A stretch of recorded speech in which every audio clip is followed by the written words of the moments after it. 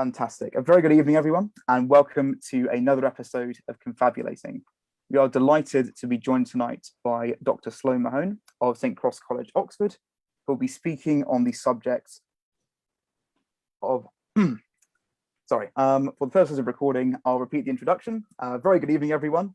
Welcome to another episode of Confabulating. We are joined tonight by Dr. Sloan Mahone of St. Cross College, Oxford, who will be speaking to us on the subject of history and photography in medicine. Before I introduce the professor, I will kindly ask that because we have a number of photographs tonight, which have been taken for medical purposes, we would ask you to please not screenshot or record any of the talk tonight. We'll be bringing it up on YouTube. So yes, please don't record anything. That's quite important. Dr. Mahone is an associate professor of the history of medicine and a member of both the Center for the History of Science, Medicine and Technology and the Wellcome Center for the Ethics and Humanities. She's currently writing a monograph on psychiatry and photography in late colonial Kenya and undertaking research on photography and visual sources, especially related to neurology and psychiatry. In addition, she has an upcoming project on the comparative history of epilepsy and neurology across Africa, and has recently completed research on this subject in East Africa, in particular Kenya and Zanzibar. And her particular interests include the history of medicine and psychiatry, the history of photography, the psychology of religion, intersections with gender and sexuality, and the history of psychological sciences in Eastern, Southern, and Central Africa, dating back to the Peace Corps in the Democratic Republic of the Congo. Dr. Mahone, thank you very much for joining us this evening. Thank you very much. Well, I will, perhaps I'll just give a little bit about my background and my interests, and then I'm going to share my screen. Just very briefly, as you mentioned, my area of interest is the history of psychiatry, and I have a very long history working in African countries. And what I thought I would do today is really kind of talk through some case studies. And it's all related to research and writing that I've been doing over more than a decade, really. And starting way back from my dissertation, which looked at ideas about the tropics and intersections with ideas about psychiatry in East Africa, primarily in Kenya. And as a result of that, I worked on a rather earlier period than I do now, sort of the 20s to the 40s and up to through the 50s. But the project that I'm really going to talk about today, which intersects with photography, takes off from the 1950s. And it was sort of an accidental discovery that led me into then years of research in this area. So let me share my screen and let's see if this works. Can anyone see that? I don't know. Not yet. Not yet, no. Let me try that again. Hold on.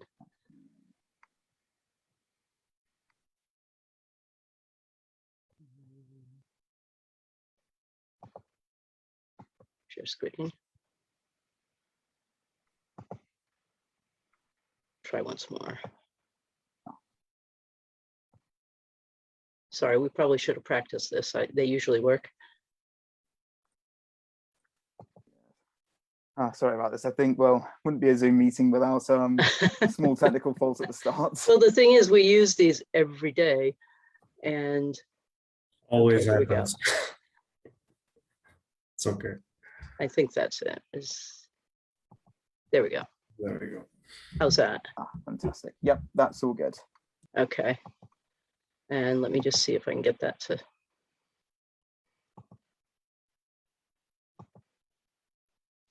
Okay. If you're seeing what I'm seeing, that looks okay. So this should just be the kind of title. This. So I started out, as I said, working on a dissertation in the history of psychiatry in Africa. And at the end of that, I finished and went to St. Louis, where I did a postdoc. And my intention then was to work on epilepsy, which was a very long-standing interest. And I had a Mellon postdoc to work on that. However, by accident, I had been in contact with a psychiatrist who had worked in Kenya in the 1950s, in the middle of the colonial period, or the late colonial period. And his name was Edward Margetts. Dr. Margetts was long retired, living in Canada in Vancouver. And we struck up a couple of conversations on the phone. And he indicated that he had some material that I might be interested in. When I moved to St. Louis, I tried to kind of resurrect the relationship and couldn't get a hold of him. And sure enough, as it would happen, I found his obituary, and he had passed about a couple of months before. However, through a variety of means, I found out through his family that he had left a good deal of his estate, or the family had, to a rare book dealer in Vancouver, who I contacted. And this book dealer said, I think you're going to want to fly out here if your interests are any indication of, I think you're going to find this very interesting. So I, in fact, did that. I went to Vancouver and found a massive amount of material that basically changed my life. So I stopped doing what I was doing, the grant that I've been funded for, the postdoc, because I found this, basically. Now, this doesn't happen to historians every day, I try to tell my students, but basically I stumbled onto what was an absolutely massive collection from this psychiatrist, including his personal library of 10,000 volumes. And I was able to, this is a storefront that wasn't yet set up across the street from the book dealer. And he was just trying to go through everything and sort everything out. And so I asked him, can I just look for stuff that's related to Kenya or East Africa? And I was allowed to do that. And basically, I personally bought anything that was related to the period I was interested in and East Africa overall. He had a massive collection of all kinds of things, but I basically just took a small portion of that. And I think I made 2 visits out there. And this was in 2004. So the collection itself was shocking. It included, what I hadn't realized was that Margetts was an amateur photographer of some note, actually. He was quite good, and he was obsessive about it. So there were photographs, negatives, just boxes of them, all kinds of off-prints of things that he collected, correspondence. He was a meticulous sort of documentarian. So he would have a copy of a letter he wrote pinned to the response.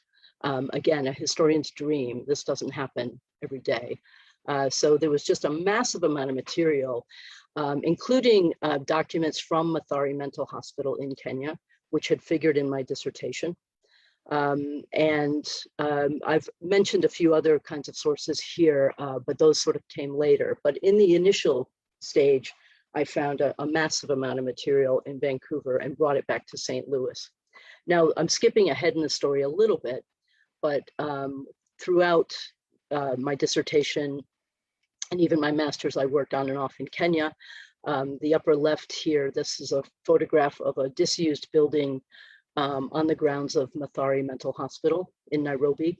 And this would have been the old European ward of the hospital, which is slightly better style than the kind of more cell block conditions that Kenyans would have been kept in. But the building also housed just piles and piles of papers that I stumbled upon when I was out there, and was able to get a small grant from the British Academy to preserve and catalog the papers. So the project you see here are interns from the British Institute in Eastern Africa. Now, I didn't use these records. These are people's medical records, but I did get a grant to preserve them, but I didn't include them in work that I've done. I basically just preserved them for the use of the hospital. Now, where I kind of wanted to start, I don't know sort of where people are in terms of their knowledge of the historiography of Kenya and psychology and psychiatry. But if you're interested in the history of psychiatry, there's a pretty robust subfield in the history of colonial psychiatry, and that pertains to Africa, Asia, I mean, all over the world. And it's quite a well-developed historiography now in Africa. And a good bit of it is dominated by a character, a former sort of psychologist, psychiatrist named J.C. Carruthers. And Carruthers wrote some very influential, quite notorious documents in the 1950s, including the WHO commissioned report, The African Mind in Health and Disease, and later on, during the Mau Mau War, they're actually within about a year of each other, he excerpted some of his monograph to write a report for the colonial Kenyan government on the psychology of Mau Mau. So these documents are they figure in, for instance, Frantz Fanon's writings, where he critiques the schools of psychiatry that depict Africans as regressing or savage and kind of unstable personalities. So the East African School of Psychiatry, as it was called, was even in its time considered somewhat notorious, and was certainly subject of a great deal of revulsion. But the Mau Mau War itself in the 1950s, so the state of emergency is declared in 1952, and one of the things that is a hallmark, of course, of the Mau Mau War is mass internment. So there are concentration camps throughout the country, and Kikuyu men and women are rounded up and are kept in these camps, subjected to hard labor, and so on. But the other thing I wanted to bring up is the visuality of the Mau Mau War. And this is kind of a hallmark, and I think really kind of makes Kenya stand out as a unique case. And by visuality, I mean everything from Hollywood films, kind of lots and lots of government pamphlets, which were often very gory and sensational. And these films were not minor films. They starred kind of very well-known actors in some cases. And also the idea by visuality, I also mean the kind of imagery that is struck when the British government was talking about kind of Africans on the verge of, psychotic behavior, and how unstable the nation was, and therefore why this rebellion really had to be squashed. So it's documents like The Psychology of Mau Mau and The African Mind in Health and Disease that contribute to this imagery of the savage African, and that really becomes the kind of center of what we often study in the history of colonial psychiatry. And so J.C. Carruthers, who was the superintendent of Mathare Mental Hospital, is kind of front and center, even though he had already left Kenya by the time these documents were commissioned. Now, the reason I bring this up is because as I got a hold of the material from Edward Margetts, who followed Carruthers a couple of years after Carruthers' retirement. So Edward Margetts arrives in Kenya in 1955. So the Mau Mau War is still ongoing. But he's a Canadian, he's not British, and he's better trained than Carruthers, who was sort of an armchair psychiatrist for most of his career. But Margetts comes in, and he's quite an unusual character. Again, he's this sort of polymath, kind of eccentric, but very well trained. And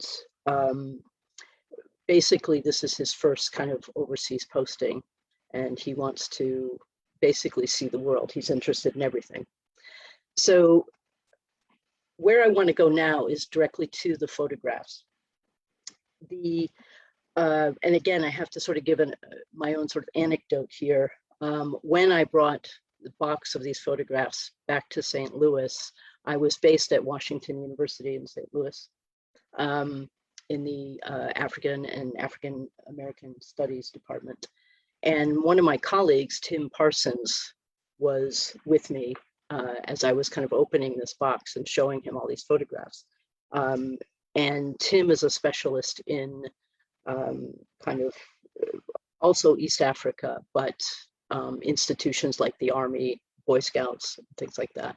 So this is the first photograph that I pulled out of the box. And what I think is interesting, and I use this in teaching, is because our reactions as to academics with different specialisms, our reactions were completely different to this photograph. And I think that tells us something about how we work with photographs. So Tim looked at this photograph and thought, what an extraordinary example of kind of 1950s military kind of imagery and military symbolism. And I looked at Tim and I said, well, actually, no, this is a psychiatric photograph. This isn't a military photograph.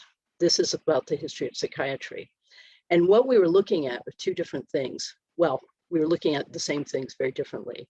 So Tim was noticing the insignia or the medals on the hat and the feathers, of course, and the various kinds of badges.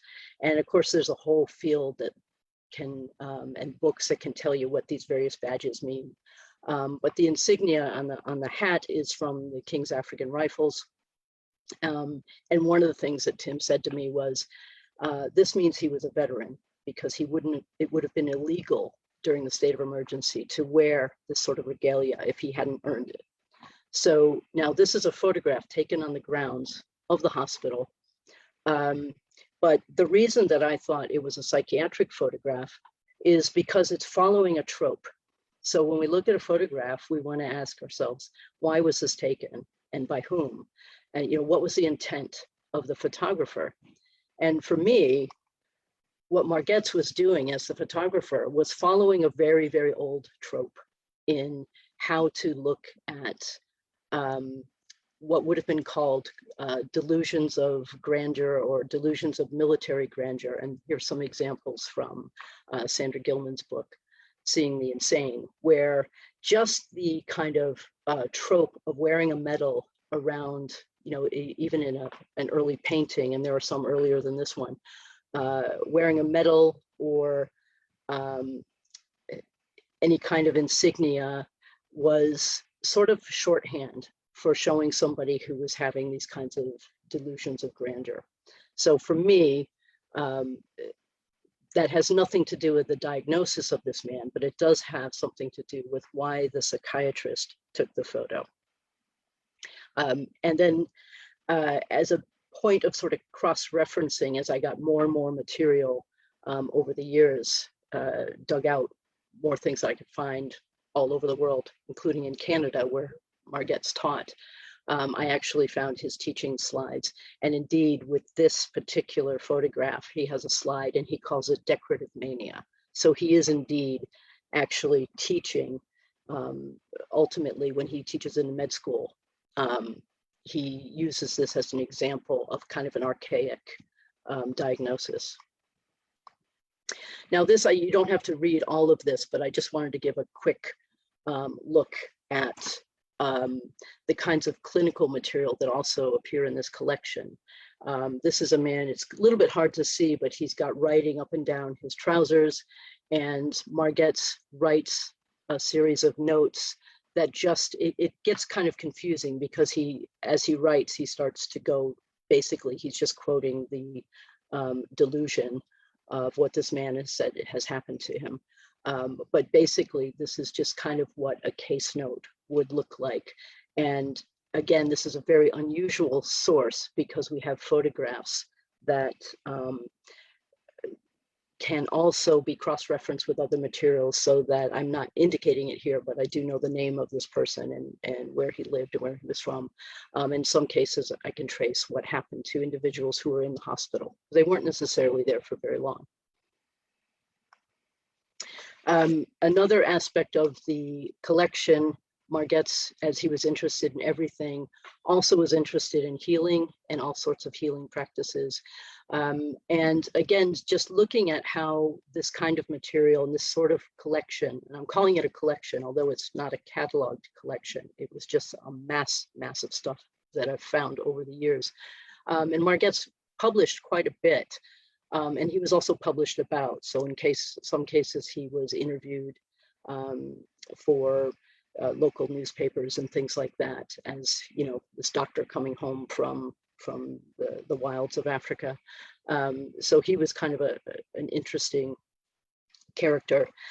He also, because he was so fond of these photographs, he also presented a lot to medical meetings, and he would create displays of these photographs. And also in these, you know, boxes that I was able to procure are captions. So I can read basically what he read into these photographs or what he was trying to depict. So in some cases, he's got a whole series that might be showing particular types of healing rituals that he tries to describe. These are also then cross-referenced in his personal diaries, which his family allowed me to photocopy. So in some cases, he will directly refer to a photograph that he's taken or a series of photographs. Again, a ridiculous source. Most historians don't just stumble into this kind of thing. But it did take years to find all of this. But he also details his travel, so I can trace where he was when and who he talked to, who he sent his photographs to. He often shared them and wrote to people who were he thought might want to publish them or work with them or know about them, or he asked questions about what he was seeing. So he was interested basically in everything. And that included traveling all over Africa, all over the world, really. He was quite a globetrotter, endlessly interested in talking to people and documenting things. And he would write down, you know, the number of the hotel room he stayed in a particular city, and he would critique the hotel room. I mean, he was that kind of meticulous and weird. So, I mean, this is just something a gentleman that a psychiatrist in Nigeria that he interviewed and then published something about him in the Canadian Medical Journal, Psychiatric Journal. Now, I'm mindful of time, but I want to get to these last couple of case studies that are really quite important and unusual. So I mentioned J.C. Carruthers and the Mau Mau War. And this is quite an extraordinary photograph, which I didn't know what to do with when I first saw it. I thought it might be a football team or something as part of the hospital. Obviously, these are men who are in similar types of uniform. This is not the hospital uniform. And just looking at the photograph, I often ask my students, like, what do you see here? And, you know, the first thing you notice is the kind of way that they're dressed. They're all sort of looking down. But if you look closer, you'll see that they're all actually sitting with their eyes closed. And as it turns out, what Margetts is actually taking a photograph of are 5 men who have been detainees in a detention camp. So they are Mau Mau, arrested for Mau Mau offenses. And they are brought to him because the camp guards say, we think they're malingerers. They are pretending to be blind. And we want you to tell us if they're insane or if they're faking it or what's going on with them. And Margetts actually does something quite extraordinary here because he likens this to a case of Ganser syndrome, which is a 19th century diagnosis named after Ganser, who noticed something that happened in extreme cases of confinement, like prison settings or concentration camp settings, where people would react with hysterical symptoms like mutism or hysterical blindness. And so it's called, today we would call this a facetious disorder.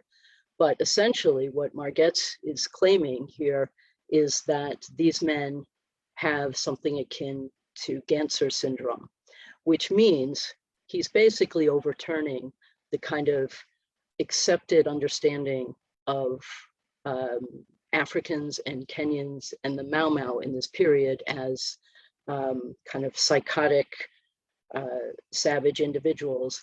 And he's saying this is a reaction to trauma. So he's talking about a coping strategy, which is has a hysterical kind of component to it. Or he says they could be malingering. But basically, what he's depicting here overturns the kind of accepted understanding of the psychology of Mau Mau that the government was pushing.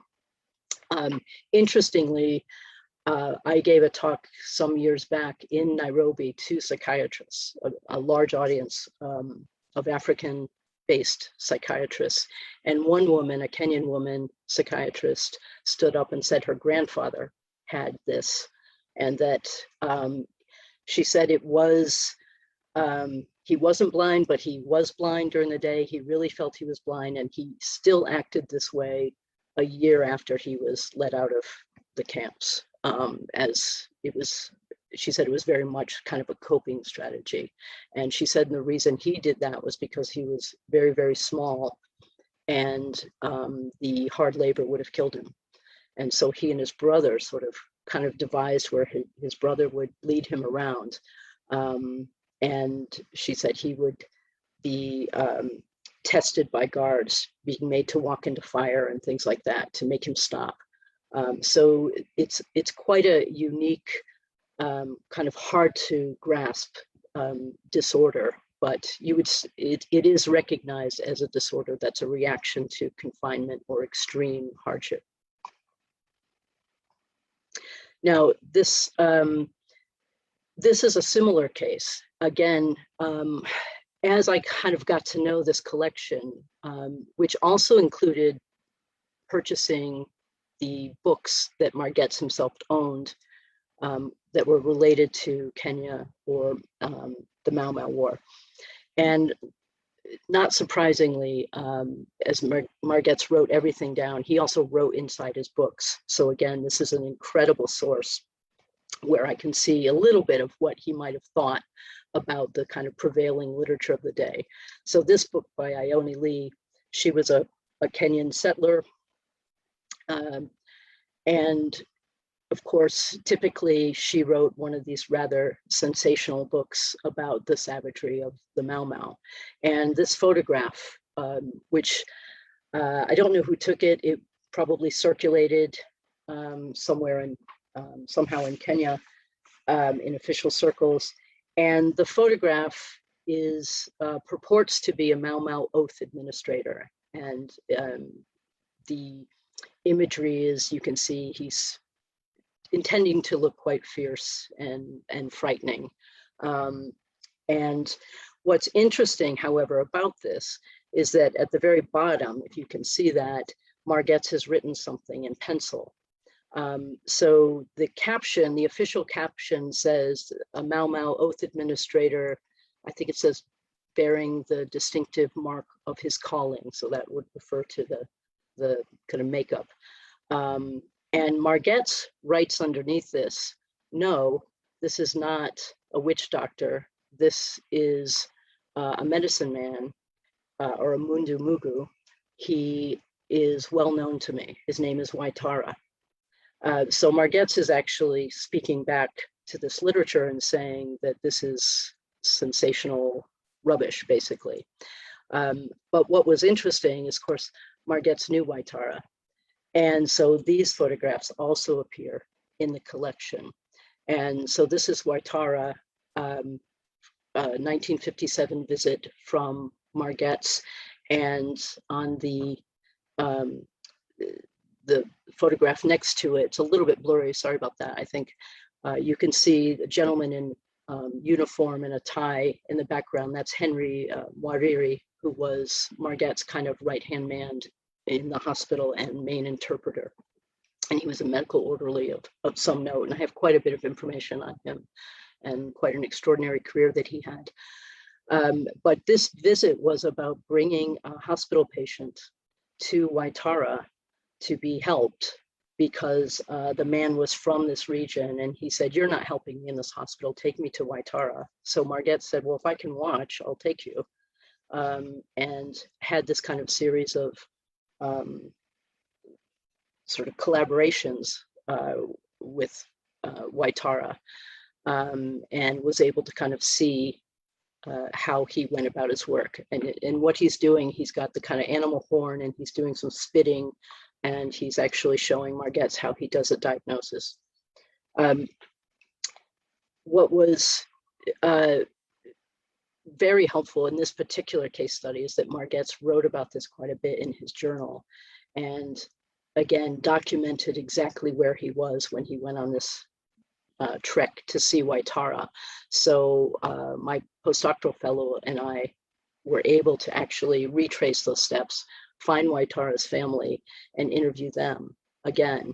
And their story fits with Margette's story, which is that he was not a Mau Mau oath administrator, and in fact was paid by the government to cleanse people of the Mau Mau oath. So he was very much anti the Mau Mau uprising, or the Mau Mau kind of army, as it were, although his sons were Mau Mau. And so he got in quite a bit of trouble anyway because of his family connections.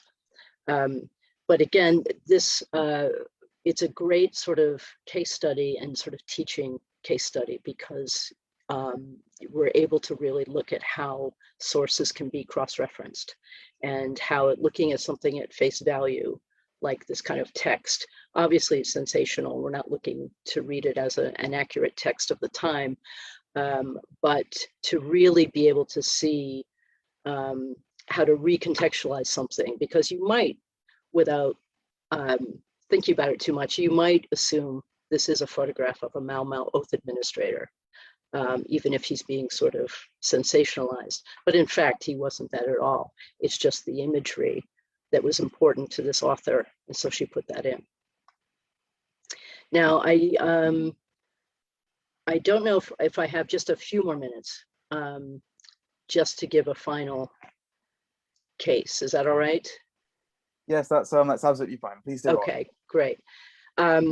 This is just, I do want to say something about this case study, because this became a little bit of a side project within the overall Margette's project. And again, I've tried to sort of indicate and show the photographs really range from clinical photographs from within Mathare Hospital, really describing personalities there of certain patients and different types of conditions that Margette's was seeing. But then he also had, again, in his fascination with the world and with archaeology and with a very broad history of medicine, he hears about a case of trepanation that is happening in Kenya in the Western Kenya, in an area called Kisii. And he is in touch with a doctor there who's a regional district officer. And he goes and he finds that indeed there are practitioners in this one region of Kenya who are still carrying out quite severe trepanations. So trepanation is an ancient surgery. It dates back to the Neolithic period. And it involves either boring a hole in the skull to, depending on the period you're talking about, to either release demons or to release pressure or to cure epilepsy. So there's all kinds of reasons why this would have been done in, over millennia. But only in one part of Kenya is this actually done, and it was done for what was called chronic headache, although it gets sort of mixed up with, it's related to feelings of angst, perhaps feelings of having been bewitched, And there's a sort of a psychic element to it as well. But Margetts is fascinated because he's astonished at the skill of these practitioners who are removing, in some cases, substantial portions of the skull without killing anybody, basically. So the brain is not penetrated, but a good portion of the skull is scraped away. And this surgery was filmed by this local doctor. And Margetts also photographs the instruments, and interviews people who have had this done. Now, the strange part of this story, and I've written about I put the reference there, I've written about this practice as it took place, but I just want to share the sort of end of this, which will be another publication, is that little film clip taken by this doctor, his name was John Grounds, that gets found by a visiting cinematographer from Hollywood who is filming wild animals and collecting all kinds of footage that he sells on to Tarzan films and TV shows in the United States. So he buys this little film clip. He creates a 16 millimeter clip from it, and he makes a couple of films from it. One is commissioned by a pharmaceutical firm called Maganga, or Jungle Doctors, which purports to show the difference between modern medicine as it's going into take over from traditional kind of savage medicine from old Africa. So it's showing new Africa and old Africa, and it uses a clip of an actual trepanation surgery. That clip then gets repurposed by the same cinematographer and put into what becomes an exploitation film of the kind of that would have been quite well known in the sort of 60s. There was a film genre called Mondo Cane, which involved a lot of kind of gory sorts of extraordinary film footage from all over the world, and they'd create a fake narrative basically, and then put in all these kinds of gory things and create a compilation exploitation film or adult entertainment, as you can see here, called Quahari in this case. So this one clip actually has this sort of strange life where it gets repurposed and goes from a small colonial doctor's hobby film into a documentary and then into an exploitation film. So again, this is just sort of an example of the power of these images and the power of these types of sources where they get kind of reconstituted and given new meaning. So they have their own kind of journey as artifacts. Now, I realize I've already hit my 30 minutes and beyond, so I'll just leave my contacts there for a moment, and I'm happy to answer any questions that you have. Thank you. Fantastic. Thank you so much, Dr. Mahone. That was really fantastic. That was a really fascinating talk. I think it's always such a great boon for historians whenever you stumble across a big sort of corpus of sources like this.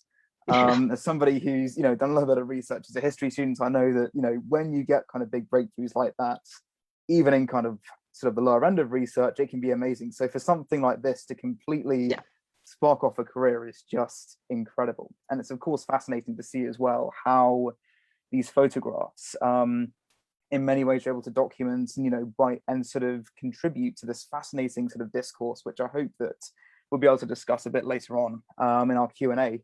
I'd like to start, if that's all right, with a question from Carlos. Doctor, thank you for showing us this amazing work. Well, I want to ask you do these practices still occur in Kenya very often, or are we past that? Are we opening doors to medicine and leaving?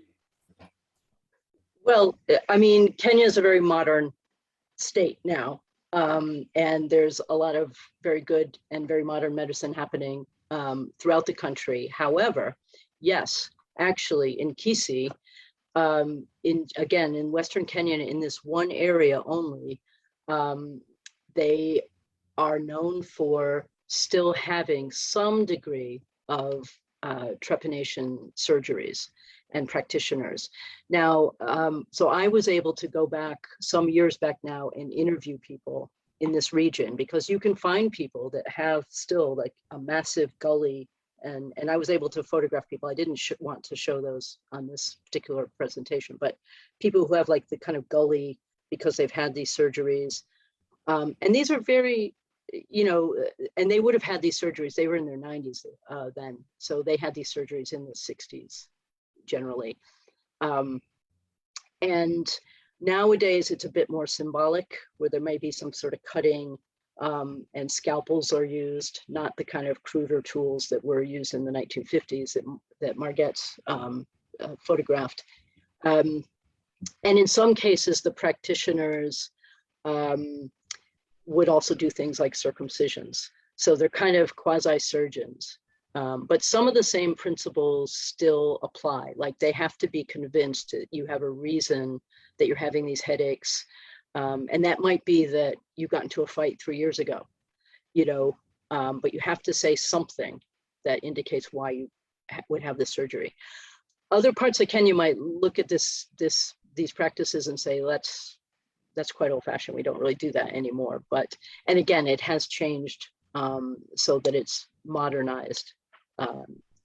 But in the 1950s, still in the late 50s, that this was still happening was to that extent, where these surgeries were so severe, was quite extraordinary.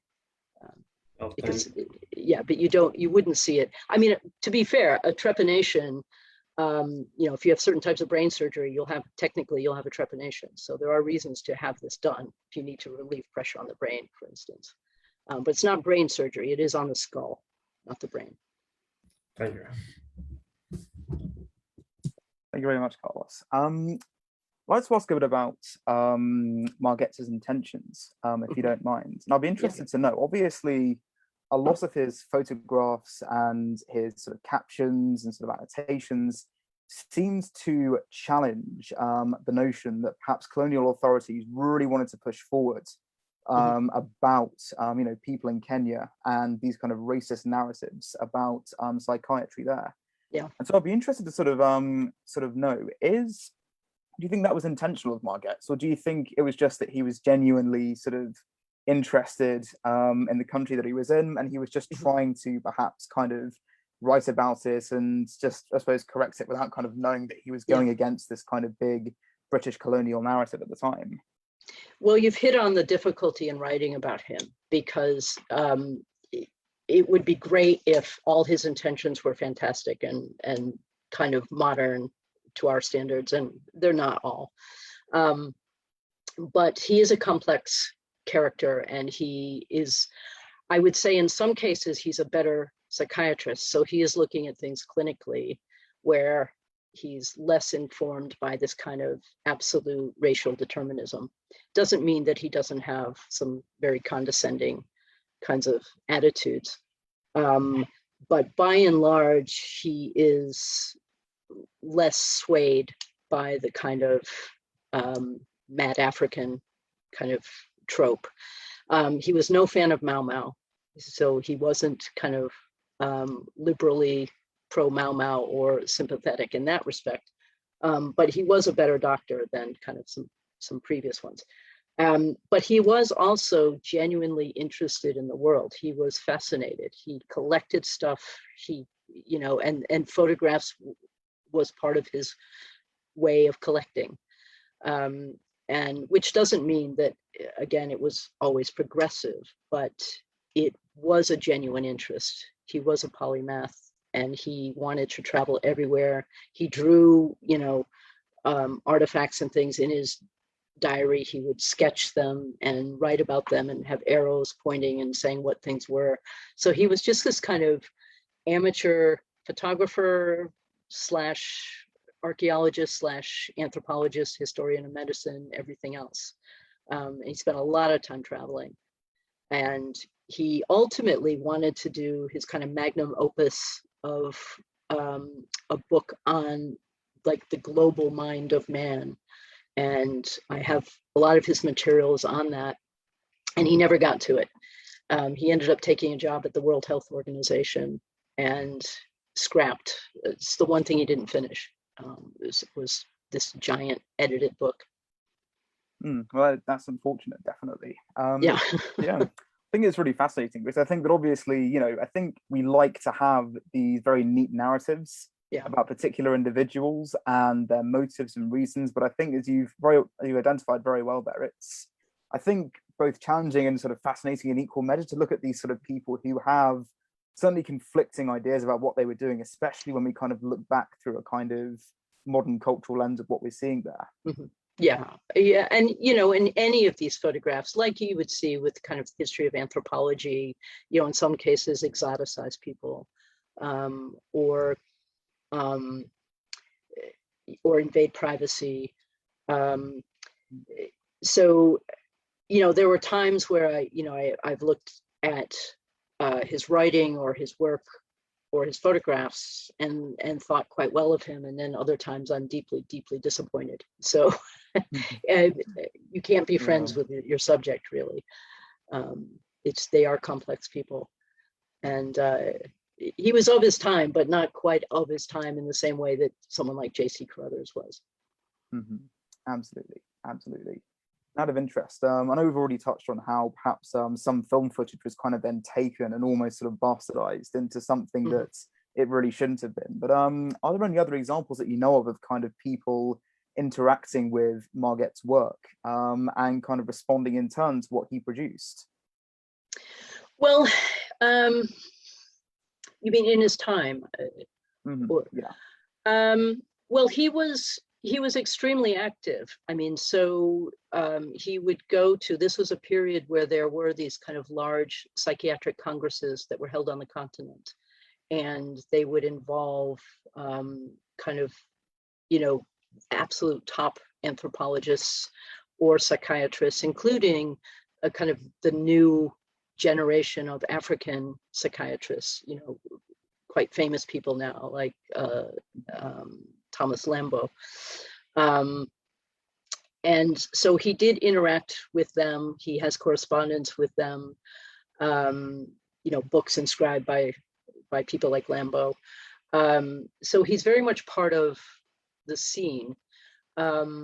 In some ways, I think he's kind of overlooked. I think he was very well known, but I don't know that, you know, he wrote all kinds of things. He even wrote kind of history of medicine sorts of things. He wrote about ECT. So he wrote clinical stuff, he wrote history of medicine stuff, and he really was trying to get his work out there in terms of the photographs and kind of show off this sort of anthropological look at psychiatry in Africa. So at all these meetings, he seemed to have an exhibit. And so there are photographs of the whole exhibit up. And then, as I said, these like little captions that go with certain photographs. So you can get at what he's trying to communicate to his peers. And, you know, but I don't have an awful lot other than correspondences with him from journals and some colleagues. I don't know what his kind of, I don't know if he has a huge legacy. I mean, the big legacy is really J.C. Carruthers and with his sort of notorious take on psychiatry.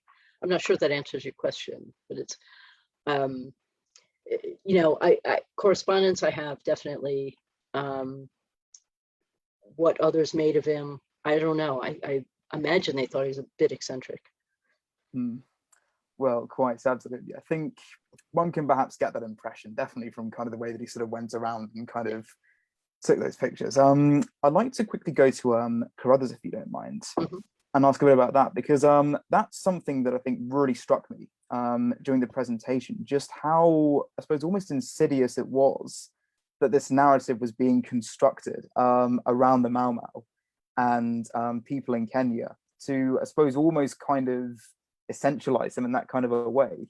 And I suppose one thing that I'd be interested in is, was there a sense that this was kind of created, was this almost something that came into being alongside sort of British intervention in the Mau Mau Wars? Or was it kind of a product of that kind of fighting and kind of almost interring people and kind of looking at them? Well, I mean, there's a massive historiography, of course, on Kenya and the Mau Mau War. I mean, it's still being written. So you have material coming out of the Mau Mau War being written at the time. You have memoirs from detainees. You have people that wrote right after independence. You have people writing about Mau Mau now.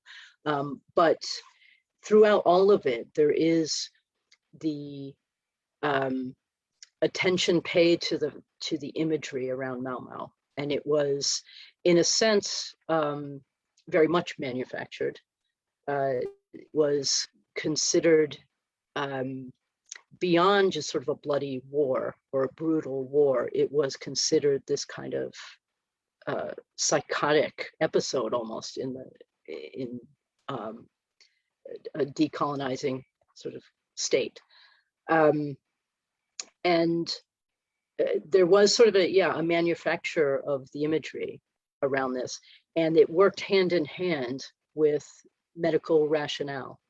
So it was a way to rationalize these extreme measures. If you say, look, there's a psychology to the terror, the terror that's happening in this country, and it's because of these kinds of influential madmen and people who are sort of way too gullible to govern themselves, and they're falling under the spell of this, brutal, psychotic kind of movement. And then the violence of Mau Mau on both sides, but there was a tremendous fear of the kind of vicious violence. The violence was extreme. So, it was easy to photograph that and to depict that and say, look, this is what we're dealing with. So those kinds of photographs would go out in these pamphlets that would be, distributed all over Kenya and elsewhere as proof that this is madness and that these people are savage. So then when you have a physician who has already written his kind of racially deterministic monograph from the World Health Organization, which was quite savagely attacked by his contemporaries, who thought it was racist and couldn't believe the WHO put it out. But it was perfect for the government to say, well, this is the guy that's got to write and tell us about the psychology of these people. And so he basically plagiarizes his own book and puts it into a new pamphlet called The Psychology of Mau Mau. And he talks then about, the guerrilla warfare and why these people are dangerous, basically. So it works hand in hand. The imagery and the psychiatry work together very well. Mm-hmm. Absolutely, yes. It's I think it's quite a chilling thing, really. The fact that when you want to kind of explain kind of political dissent like that, and you want to kind of skirt around the kind of structural issues, I think the sort of common thing to do is almost pathologize the people who are involved and to almost essentialize them down to having a particular kind of quirk or whatever. It's Mm-hmm. Yeah, I mean, that's very, very common. I mean, it is pathologizing. That's very easy to do and quite a lot of the literature in colonial psychiatry, wherever it is, looks at that sort of element. I wrote a piece quite early called The Psychology of Rebellion, which looks at even earlier cases than Mau Mau, of where prophets were feared because of the kind of impact that they could have in terms of influencing people. But they were also like incredibly perplexing to colonial administrators, not necessarily doctors who thought they were sane but troublesome, but administrators thought, well, they must be insane, or they must have epilepsy and be unstable. So they pathologizing influential rebels was pretty common. Mm-hmm. Absolutely. And I think one thing that really strikes me about some photographs in particular is the fact that they almost seem very concrete compared to perhaps, say, sort of written or oral accounts or things like that. You sort of get the impression perhaps that photographs are almost used to lend credence to perhaps kind of other written reports, or to kind of give sort of quite a striking, relatable way of kind of looking at these sort of particular periods. In terms of, make sure I understand you, they lend credence in the time, you mean, or how we use them historically now? At the time. At the time. Well, I mean, yeah, I mean, they're important. I mean, certainly, again, the reason I bring up kind of Mau Mau and the imagery right off the bat, and again, this is everything from photographs of massacres and gore and machete brutalized bodies, and that the government wanted people to see, which again just kind of gives credence to the incredible crackdown on people, and why you can put tens and tens of thousands of people into behind barbed wire. But also the kinds of imagery that appears again in Hollywood movies. So Mau Mau becomes popular, it becomes a bestseller. And it really kind of fits with all of the kind of Hollywood types of tropes of a savage, wild Africa. So it fits very nicely into narratives that people are already expecting. So Margette's use of photographs is very different. And he doesn't, you really get the sense that he's doing it for his own kind of intellectual and creative interests. I mean, he doesn't use them in the hospital. In a sense, the hospital doesn't have kind of mug shots, which they do much later on, so it's not that kind of really useful type of photograph. He's photographing interesting cases. And that's why I kind of fit him into this genre of history of psychiatry that kind of keeps these tropes going, so he actually harkens back to these 19th century diagnoses, and sometimes where he's saying, look, this is an example of decorative mania.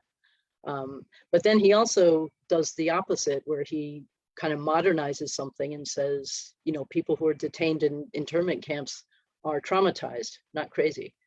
There's a difference. So he's kind of all over the place, really, with that. But he himself is an amateur historian, and he's interested in finding these connections from even the prehistoric all the way up through to his modern times. Absolutely.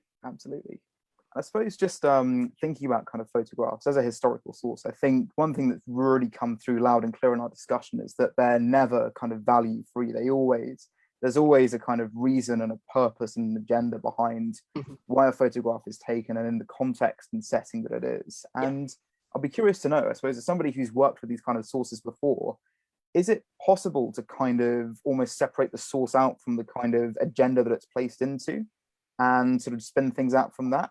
And how does one actually sort of go about kind of unpacking something like that and trying to understand this kind of history from sources like these?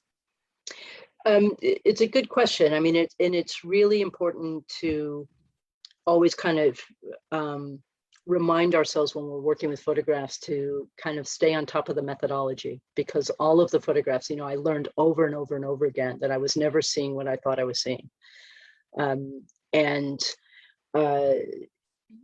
even after a good, several years of experience, then I was sent film clips, like tiny little film clips, which I had to kind of convert to something watchable. They were on these old little Super 8 kinds of things. And the film clips corresponded to still photographs that Margette's took. And in some cases, I had gotten things really wrong, because I would see there were certain types of diagnosis where people are kind of frozen in sort of a, in a state like and there are a series of photographs that Margette's has where somebody might be kind of just standing like this. And in some cases, he writes about certain kind of catatonic poses and things like that. But then I saw some film clips of the same set of photographs that I thought was a catatonic state. And in fact, in the film clip, it's somebody who moves constantly. It's all about tremor. It's all about a movement disorder. It's the opposite of what I actually thought I was looking at. And so that actually threw me for a loop. I just thought, what can I trust myself at all And, you know, and so really with the kind of clinical material, especially, had to really drill down. And in some cases, I interviewed neurologists and people who were specialists in movement disorders, because they could see things even in the still photographs that I didn't see or wouldn't recognize. That was sort of my point about different areas of expertise looking at one photograph. In some cases, there was a photograph of a woman, and she has sort of a smile, grimace on her face, and her hands are kind of like this. And when I looked at the photograph, I looked at her face and her expression. But a neurologist that I showed the photograph to said, pill rolling, this is Parkinson's. So he was, and then that tells me something about why Margetts took the photograph. He was photographing Parkinson's. So it's, again, it's a clinical photograph, but that took a different area of expertise than I have. So, you know, that was kind of another lesson learned. So there's always there is an intention behind taking of the photograph, and understanding what that is really important.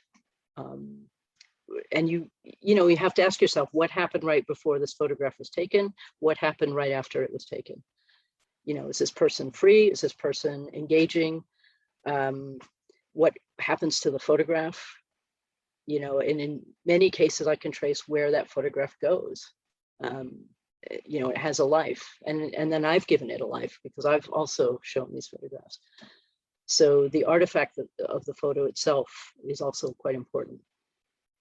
Absolutely, absolutely. I think, yes, it's really sort of fascinating, just all the kind of challenges, but also the opportunities that kind of photographs like this can provide.